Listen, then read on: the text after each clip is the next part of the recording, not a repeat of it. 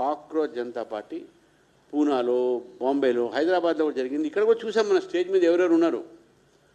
Akunuri Murali, professor Nageshwar, ఇంకా చాలామంది మనం చూస్తాం. అంటే వామ భావజాలను అందరూ అల్ట్రా లెఫ్ట్లు, right from soft left to ultra left మొత్తం ఉన్నారు అందరూ స్టేజ్ మీద. మళ్ళీ వీళ్ళందరూ మళ్ళీ దాంట్లో ఉన్న వాళ్ళు కూడా అంతా ఎవరు ఉన్నారు, మళ్ళీ ఎస్ఎఫ్ఐ, ఏఎస్ఎఫ్, మాజీ పీడిఎస్, ఆర్ఎస్ అంతా వాళ్ళే ఉన్నారు. అక్కడ ఎవరు అది కొత్తగా ఏం లేదు. ఈరోజు కూడా జంతర్ మంతర్ దగ్గర జరిగినటువంటి ఒక కార్యక్రమం ఏదుందో అందులో ఏఎస్ఏ, జేఎన్యూలో ఉన్నటువంటి ఒక ఆర్గనైజేషను, అదేవిధంగా ఎస్ఎఫ్ఐ, ఏఎస్ఎఫ్, తర్వాత ఇతర పార్టీలన్నీ కూడా కలిసి, పొలిటికల్ పార్టీ లీడర్స్ అందరూ కలిసి, అందులో కాంగ్రెస్ లీడర్స్, సిపిఐ లీడర్స్ వీళ్ళందరూ కూడా కలిసి ఈ యొక్క నిర్మాణం చేసి, వాళ్ళ పేరు చెప్తే ఎవరు రారు, వాళ్ళు అంతా అమ్ముడుపోయే కేసు కాదు, ఇప్పుడు సోల్డ్ అవుట్ కేసులు ఇవన్నీ. కాబట్టే కొత్త పేరు పెట్టుకొని ఈ సిజేపీ అనే కాక్రోచ్ జనతా పార్టీ అనేటటువంటి పేరుతోని ఢిల్లీలో గొడవలు సృష్టించడానికి, దేశవ్యాప్తంగా సృష్టించడానికి ముందుగా ఇదే ఎక్స్పెరిమెంటు కొంతమందితోని నేపాల్లో చేసినటువంటి యొక్క జంజీని ఏ విధంగా రెచ్చగొట్టారో ఇక్కడ కూడా మనం రెచ్చగొట్టాలి. దీని తర్వాత హసీనా, షేక్ హసీనా బంగ్లాదేశ్లో ఏ విధంగా అయితే చేశారో ఆ విధంగా కూడా మనం ఇక్కడ తయారు చేయాలి. ఫస్ట్ శ్రీలంకలో మనం చేసినాము, అక్కడ సక్సెస్ అయినాము, నేపాల్లో సక్సెస్ అయినాము, మనం ఇక్కడ సక్సెస్ వెస్ట్ బెంగాల్ మన బంగ్లాదేశ్లో అయినాము, ఇక్కడ కూడా కావాలి అనేటటువంటి ఒక దీంతో కొన్ని గ్రూప్స్ కొంత వేసుకొని బంగ్లాదేశ్ నుంచి కూడా కొన్ని రాజకీయ పార్టీలు ఈ కాక్రోచ్ జనతా పార్టీకు చేసినటువంటి ఒక ఇది నేపథ్యం. వీళ్ళు నేపాల్ లాగానే బంగ్లాదేశ్ లాగానే చేయాలి. దాంట్లో భాగంగానే రాహుల్ గాంధీ షేక్ హసీనా ఇంట్లోపడికి పోతారు జనం. మీ అందరికి గుర్తుండాలి, షేక్ హసీనా ఇంట్లోపడికి పోయి ఆమె అల్మారాన్ని వేసి అన్ని మొత్తం లూటింగ్ చేస్తారు. రాహుల్ గాంధీ గారు కూడా అదే. ఎందుకంటే జనరల్గా పార్లమెంట్ మెంబర్ కానీ, ఎమ్మెల్యే కానీ, ఎమ్మెల్సీలు కానీ హౌస్ నడుస్తున్నప్పుడు ఏదైనా విషయం ఉంటే హౌస్లో యూ రేజ్ యువర్ వాయిస్, హౌస్లో మీరు మాట్లాడాలి. ఇంటి దగ్గర ఎందుకు పోతారు? ఇదంతా కూడా ఏంటంటే వీళ్ళని ఆడిస్తున్నటువంటి ఒక విదేశీ శక్తులు కొంతమంది ఉన్నారు. దానికి 2-3 ఎగ్జాంపుల్ మీకు చెప్తాను. ఒక ఎగ్జాంపుల్ ఏంటంటే, నిన్న ఒక వ్యక్తిని పెట్టుకొని వాడు అడిగారు ఎక్కడ పోతున్నావు, పోలీసులు అడిగితే భోజనాలు చేయడానికి పోతున్నాం, మాకు కటార్ నుంచి ఆర్డర్ వచ్చింది. ఎవరికి ఇచ్చారు అంటే ఆడ పిల్లలు చాలామంది ఉన్నారు, వాళ్ళకు బ్రేక్ఫాస్ట్, లంచ్ ఇవన్నీ బాక్సెస్ ఉన్నాయి, అవన్నీ నుంచి అని చెప్పి కటార్ నుంచి వచ్చింది వాళ్ళకు. ఇది first. Second, Khalistan forces, Khalistan వాళ్ళు ఇండియాని స్ప్లిట్ చేస్తే ఇదే కాక్రోచ్ జనతా పార్టీకు పనోమ్ కౌర్ వీళ్ళందరూ కూడా 10 కోట్ల రూపాయలు ఇస్తాం మీకు, భారతదేశాన్ని విచ్చలవిడిగా మీరు విచ్ఛిన్నం చేయండి అని చెప్పేసి కూడా అది కూడా ఆన్ రికార్డు ఉన్నటువంటి విషయాన్ని ఈరోజు మీ ముందు పెడతా ఉన్నాను. ఏ రాహుల్ గాంధీ తాతని, నానమ్మని ఖలిస్తాన్ పేరు మీద చంపడం జరిగిందో ఆ ఖలిస్తాన్ వాళ్ళతోనే చేతులు గడపడానికి రాహుల్ గాంధీ గారికి సిగ్గు రావట్లేదని నేను అడుగుతా ఉన్నాను ఈరోజు. ఇది ఒకటైతే ఈ దేశ వ్యతిరేక శక్తులను కూడా మాట్లాడుతూ ఉన్నాను ఈరోజు. ఏమని? నీట్ ఎగ్జామినేషన్లో ఈరోజు ఏదైతే లీకేజ్ అయిందో ఈ లీకేజ్ అయిన వెంటనే 31 మందిని అరెస్ట్ చేసి లోపలికి పంపించడం జరిగింది మా ప్రభుత్వం, ఎన్డీఏ ప్రభుత్వం. నేను అడుగుతా ఉన్నాను రాహుల్ గాంధీ గారిని కానీ, ఇండియా అలయన్సెస్ కానీ, రేవంత్ రెడ్డి గారిని కానీ, మీరు ఈ నీట్ ఎగ్జామినేషన్ మొన్న అయింది, సక్సెస్ఫుల్గా అయింది. ఈ నీట్ ఎగ్జామినేషన్ టెస్ట్ రాసిన వాళ్ళు కానీ, టెస్ట్లో పాస్ అయిన వాళ్ళు కానీ ఒక్కరైనా మీడియాకు ముందు వచ్చి ఏదైనా అన్యాయం అయింది చెప్పారని ఎవరు ఒక్క వ్యక్తి రాలే, చెప్పట్లే. పైపెచ్చు తెలంగాణలో కూడా నీట్లో చాలామంది సక్సెస్ అయ్యారు, మంచి ర్యాంకులు వచ్చినాయి. ఎవ్వరు కూడా నీట్ రాసిన ఏ స్టూడెంట్ కూడా ఈరోజు దానికి వ్యతిరేకంగా మాట్లాడలేదు. ఎందుకంటే కేంద్ర ప్రభుత్వం ఎమ్మటే తీసుకున్నటువంటి చర్య ఒకటి. తర్వాత నీట్ అనేటటువంటి examination national eligibility cum entrance test, NEET, ఇది కూడా తెలవని వాళ్ళు మొన్న మీకు జంతర్ మంతర్లో కలిశారు. సరే, అది అయితే పక్క పెడదాం. మనం ఈ యొక్క దేశంలో ఎగ్జామినేషన్ సరిగ్గా జరగాలి. గతంలో 2014 కన్నా ముందు లీకేజ్లు చాలా అయినాయి. కాబట్టి ఈ లీకేజ్ కాకుండా ఒక చట్టాన్ని తీసుకురావడం జరిగింది. ఆ చట్టము ఈరోజు మన దేశంలో ఆ చట్టము తీసుకువచ్చిన తర్వాత ఆ చట్ట ప్రకారము శిక్షతో పాటు ₹1,00,00,000 fine. Paper examination paper leakage అయితే యాక్ట్ ఉందో, prevention of unfair means public examinations prevention of unfair means act, ఇది 2024లో ఎనాక్ట్మెంట్ అయింది. అంతకుముందు 2014 కన్నా ముందు లీకేజ్ అవి కూడా చెప్తాను మీకు. లీకేజ్ అయితే 420 కింద కేసు పెట్టి వదిలేది. కానీ ఈ యొక్క prevention public examination prevention of unfair means యాక్ట్లో 2024 నరేంద్ర మోదీ గారి ప్రభుత్వం తీసుకురావటం, దాంట్లో ₹1,00,00,000 ఫైను ఇది చేసిన జరిగింది. దాంతోపాటు గవర్నమెంట్ నేషనల్ టెస్టింగ్ ఏజెన్సీ అని పెట్టింది. నేషనల్ టెస్టింగ్ ఏజెన్సీ 2017 రాధాకృష్ణన్ గారి యొక్క నేతృత్వంలో ఈ యొక్క ఏదైతే నేషనల్ టెస్టింగ్ ఏజెన్సీ పెట్టారో ఇవి ఎగ్జామ్స్ కండక్ట్ చేస్తాయి. ఇందులో అన్ని రాజకీయ పార్టీలు, అకాడమిషియన్స్ వాళ్ళకి సంబంధించినటువంటి ఒక అభిప్రాయాలు తీసుకొని ఈ నేషనల్ టెస్టింగ్ ఏజెన్సీ వాళ్ళు టెస్ట్ పెడతా ఉన్నారు. టెస్ట్ పెడుతున్నటువంటి యొక్క నేపథ్యంలో నీటిలో కొంత ఏదైతే లీకేజ్ అయ్యిందో ఈ లీకేజ్ సంబంధించిన దాంట్లో ఎగ్జామినేషన్ బయటకు పెట్టిందే ఈరోజు ప్రభుత్వం, దాన్ని బయటికి తీసుకువచ్చిందే ప్రభుత్వం. అందులో కూడా కాంగ్రెస్ లీడర్లు ఉన్నారు. పూనాకు మహారాష్ట్రకు సంబంధించినటువంటి ఒక కుల్కర్ణి అయితే ఏంది, అక్కడ ఉన్నటువంటి ఒక వ్యక్తులు ఎవరైతే లీక్ చేశారో పేపర్ సెట్ చేసిన వాళ్ళు లీక్ చేశారో వాళ్ళు కాంగ్రెస్ పార్టీకి సంబంధించి ఉన్న వాళ్ళు చేసినటువంటి లీక్. నేను నిజంగా కూడా నీట్ లీక్ అయింది, దాని మీద మాట్లాడాలి అంటే రాహుల్ గాంధీ గారు పార్లమెంట్లో మాట్లాడవచ్చు. సిపిఐ సరే వాళ్ళకు ఉన్నదేవరో ఉన్నారో లేరో తెలియదు, వాళ్ళకు కాంగ్రెస్ పార్టీ మాట్లాడచ్చు. ఇండియా అలయన్స్లో ఏమైనా మిగులు ఉంటే ఇండియా అలయన్స్ బ్రేక్ అయిపోయింది కదా, ఎవరెవరితో ఉన్నారో మనకి తెలియదు, ఇంకా మనకు ఉంటే అక్కడ మాట్లాడచ్చు. బయట రోడ్డు మీద ఏంటంటే నాకు అర్థం కాదు. సరే, ఇది నీట్ ఎగ్జామినేషన్ సంబంధించిన దాంట్లో నేను చెప్తాను. ఇప్పుడు ఒకటి నేను అడుగుతా ఉన్నాను ఈరోజు రాహుల్ గాంధీ గారిని కానీ రేవంత్ రెడ్డి గారు కానీ, ఇక్కడ మీరు పేపర్ లీకేజ్ గురించి మాట్లాడుతున్నారు, ధర్మేంద్ర ప్రధాన్ గారి రెసిగ్నేషన్ గురించి మాట్లాడుతూ ఉన్నాను. మీ పేపర్ లీకేజ్ 2014 ముందు పేపర్ లీకేజ్ 2014 ముందు తమిళనాడు మన వెస్ట్ బెంగాల్ టీఎంసీ, తమిళనాడులో ఏఐడిఎంకే, ఒడిశాలో బీజేడీ ప్రభుత్వం ఉన్నప్పుడు ఈ మొత్తం 53 కాంగ్రెస్ పాలిత రాష్ట్రాల్లో లీకేజ్ అయినాయి. టీఎంసీ వెస్ట్ బెంగాల్ 7 లీకేజ్ అయినాయి, ఏఐడిఎంకి అప్పుడు 7 లీకేజ్ అయినాయి, బీజేడీ ఒడిశా 6 లీకేజ్ అయినాయి, ఆమ్ ఆద్మీ పార్టీ ఢిల్లీలో ఇప్పుడు ఉన్నటువంటి దీంట్లో 6 అయినాయి, ఎస్పీ ఉత్తరప్రదేశ్లో పరిపాలించే 3 అయినాయి, ఎన్పీఎఫ్ నాగాల్యాండ్లో అప్పుడు వాళ్ళ యూపీఏ ప్రభుత్వం ఉన్నప్పుడు 3 అయినాయి, బీఆర్ఎస్ తెలంగాణలో ఉన్నప్పుడు 2 అయినాయి లీకేజు, సిక్కింలో 2 అయినాయి ఇప్పుడు నాన్ బీజేపీ గవర్నమెంట్ ఉన్నప్పుడు, వెస్ట్ బెంగాల్లో సిపిఎం ఉన్నప్పుడు 2 లీకేజ్ అయినాయి, జేఎంఎం ఉన్నప్పుడు 2 లీకేజ్ అయినాయి, డిఎంకే తమిళనాడు ఉన్నప్పుడు 2 లీకేజ్ అయినాయి, ఆంధ్రప్రదేశ్లో టీడీపీ ఉన్నప్పుడు 1 లీకేజ్ అయింది, ఎన్పీపీ 1 లీకేజ్ అయింది, ఎంఎన్ఎఫ్ 1 లీకేజ్ అయింది, యునైటెడ్ ఫ్రంట్ కోalitionలో 1 అయింది, డిఏఎన్ నాగాల్యాండ్లో 1 అయింది, ఢిల్లీ ప్రెసిడెంట్ రూల్ ఉన్నప్పుడు ఢిల్లీ ఉన్నప్పుడు ఒకసారి ఒక రూల్ అయింది, లీక్ అయింది.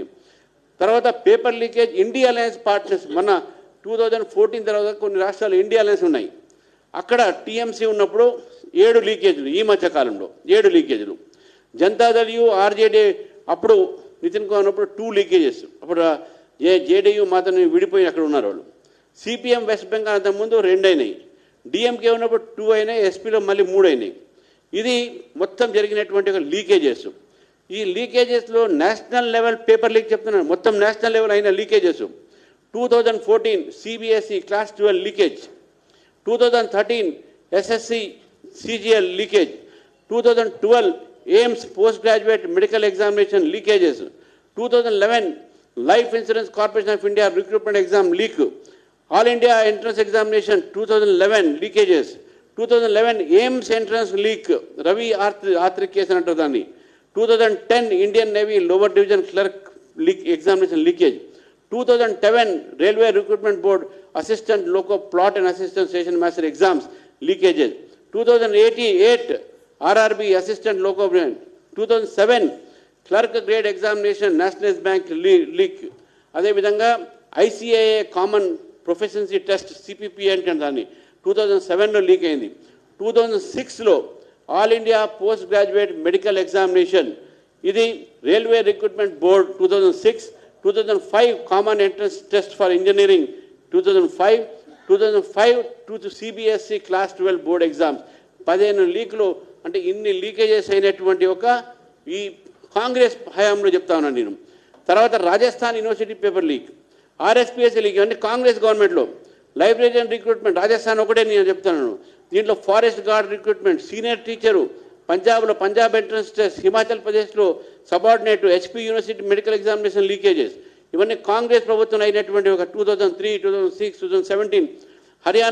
Haryana board examination 2011 before BJP government came. 2016 Uttarakhand Congress ఉన్నప్పుడు. 2000 Delhi university BCom examination paper leakage. Gujarat SSC examination leakage. Maharashtra HSC examination leakage. Karnataka KPSC division assistant clerk. Kerala INC ఉన్నప్పుడు, యూపీఏ గవర్నమెంట్ ఉన్నప్పుడు వాళ్ళ SSLC examination leak. Kerala CPM government ఉన్నప్పుడు +2 leak. Jharkhand ముక్తి మోర్చా ఉన్నప్పుడు JSC junior engineering examination leak. ఇవన్నీ leakage పెట్టుకొని ఈరోజు ఏమీ మాట్లాడుతూ ఉన్నారు. వెస్ట్ బెంగాల్లో, మళ్ళీ తెలంగాణలో 2 సార్లు లీక్ అయినాయి, ఆంధ్రప్రదేశ్ 2 లీకు, తమిళనాడు ఎగ్జామినేషన్స్, ఒడిశా, ఉత్తరప్రదేశ్లో మళ్ళీ 2 సార్లు బీఎస్పీ ఉన్నప్పుడు. ఇవన్నీ లీకేజీలు అయితే నేను ఈరోజు ఈ ప్రభుత్వాన్ని అడుగుతా ఉన్నాను. అప్పుడు ఎడ్యుకేషన్ మినిస్టర్స్ 2006లో లీక్ అయినప్పుడు ఎయిమ్స్ పేపరు, అప్పుడు ఎడ్యుకేషన్ మినిస్టర్ రిజైన్ చేశాడా? చేయలే. హర్యానా టీచర్ రిక్రూట్మెంట్ బోర్డులో లీకేజ్ అయితే ఎడ్యుకేషన్ మినిస్టర్ రిజైన్ చేశాడా? చేయలే. ముంబై యూనివర్సిటీలో లీకేజ్ చేస్తే కాంగ్రెస్ పార్టీ రూలింగ్లో చేయలే. Jammu and Kashmir medical admissions leak అయితే నేషనల్ కాన్ఫరెన్స్ కాంగ్రెస్ పార్టీ లీకేజ్ అయింది, రిజైన్ చేశారా? చేయలే. రాజస్థాన్ రిక్రూట్మెంట్ రీసెంట్గా కాంగ్రెస్ పార్టీ ఉన్నప్పుడు, గెహ్లాట్ గారు ఉన్నప్పుడు ఎడ్యుకేషన్ మినిస్టర్ రిజైన్ చేశాడా? చేయలే.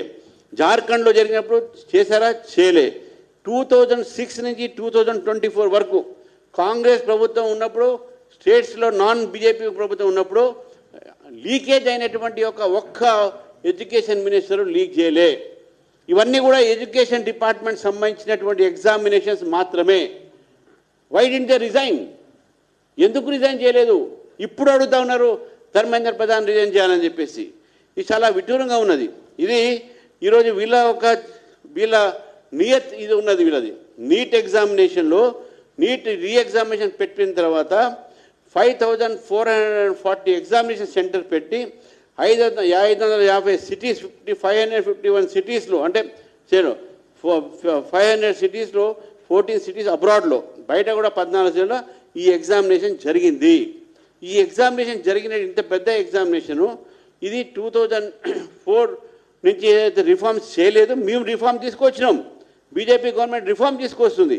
ఇన్ని చేసిన తర్వాత కూడా మొత్తం ఈరోజు సిబిఐకి ఒప్పజెప్పి అరెస్ట్ చేస్తే ఈరోజు రాహుల్ గాంధీ గారు, ఈ కాక్రోచ్ జనతా పార్టీ, ఇటువంటి పార్టీలు ముందుకొచ్చి మాట్లాడుతూ ఉన్నారు. ఈరోజు నిన్ను ఒకటే మాట చెప్తా ఉన్నాను, పేపర్ లీక్ ఏదైతే ఉందో ఇది నేరేటివ్గా డెవలప్ చేసి ఈరోజు దేశాన్ని బలహీనపరచడానికి చేస్తున్నట్టు మాట.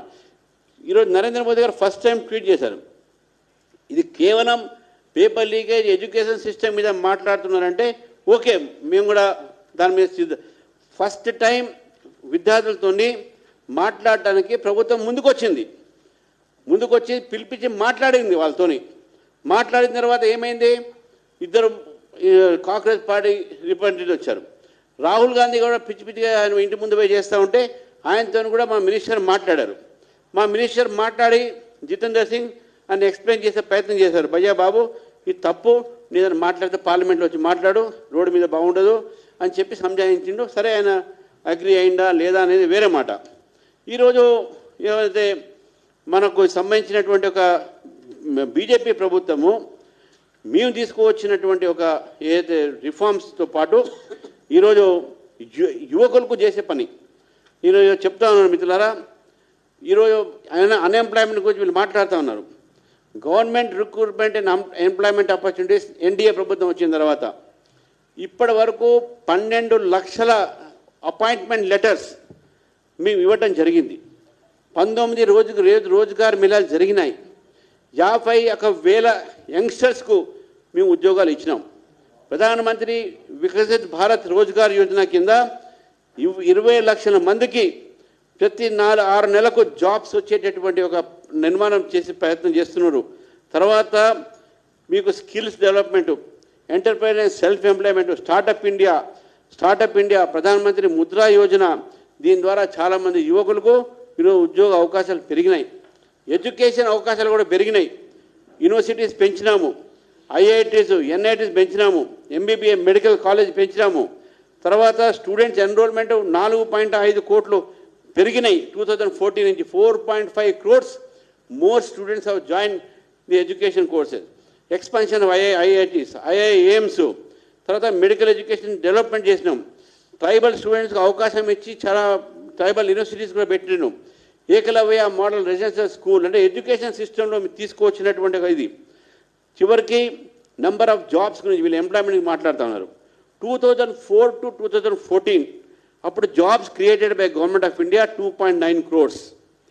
2004 to 2015 job created by UPA government it was 2.9 crores. 2014 to 2024 jobs created 17 crores, 17 crores. 2017-18 to 46.8% employment rate ఉంటే 2025లో ఈరోజు 57.4% ఎంప్లాయ్మెంట్ రేట్ పెరిగింది ఈ ఒక 4 నెలల్లో. 2017-18లో అన్ఎంప్లాయ్మెంట్ రేట్ 6% ఉంటే దేశంలో 2025లో 3.1% వచ్చింది. ఈరోజు కంపారిజన్ మనం చూసుకుంటే ఈరోజు నంబర్ ఆఫ్ వర్కర్స్ 2021లో 9.7 crores, ఇప్పుడు 12.8 crores, 31% గ్రోత్ రేట్ ఎంప్లాయ్మెంట్లో. తర్వాత మీకు ఇవన్నీ కూడా మీరు చూస్తూ ఉంటే ఎంప్లాయ్మెంట్ పెరుగుతూ ఉన్నాయి, అన్ఎంప్లాయ్మెంట్ రేట్ తగ్గుతూ ఉన్నది. అన్ఎంప్లాయ్మెంట్ ఈరోజు ఎందుకంటే ఎడ్యుకేషన్ అండ్ ఎంప్లాయ్మెంట్ చెప్తున్నారు. నేను రాహుల్ గాంధీ గారిని ఎన్డీఏ ప్రభుత్వం ఈరోజు మేము తీసుకొచ్చినట్టు ఐఐటీసు, ఎన్ఐటీసు, ఏఎమ్స్, ఐఐఎమ్స్ మేము పెంచినాం, డబుల్ చేసినాం, ట్రిపుల్ చేసినాం. మీకన్నా ఎక్కువ మేము మంచిగా విద్యార్థులకు ఉద్యోగాలు ఇస్తున్నాం, మంచి విద్యా అవకాశాలు ఇస్తున్నాం. అందుకే రాహుల్ గాంధీ గారు కానీ ఇండియా అలయన్స్ వాళ్ళు కానీ ముఖ్యంగా ఈ లెఫ్ట్ పార్టీస్ ఏదైతే అల్ట్రా లెఫ్ట్ అయితే ఉన్నారో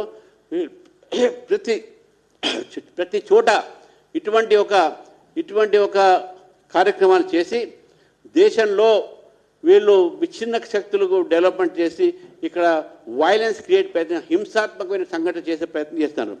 హైదరాబాద్లో కూడా వీళ్ళు చేసే ప్రయత్నం చేస్తున్నారు. మా దగ్గర దానికి సంబంధించిన రికార్డ్స్ కూడా ఉన్నాయి.